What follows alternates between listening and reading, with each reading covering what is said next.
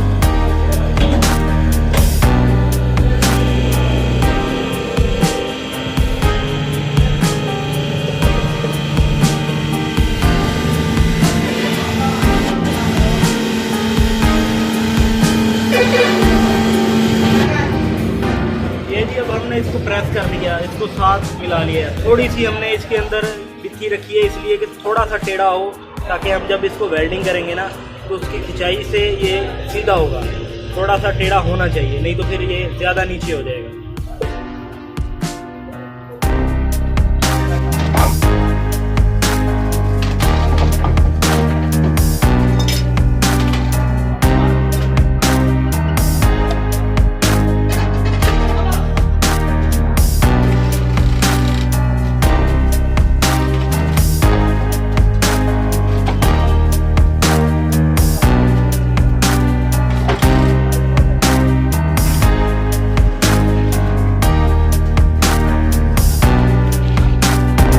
आप देख रहे हैं कि इतना हमने पहले इसको टेढ़ा रखा है ताकि हम वेल्डिंग करेंगे तो सीधा होगा। अब इसको हम सरी लगा लें पहले।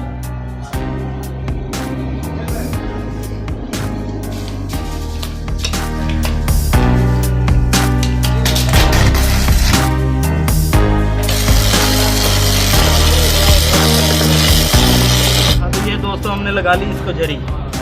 ये आप देख सकते हैं कि हमने इतनी इसकी गहराई रखी है और ये देख रहे हैं आप नीचे से सुराख निकल गए, ताकि वेल्डिंग सही तरीके से हो।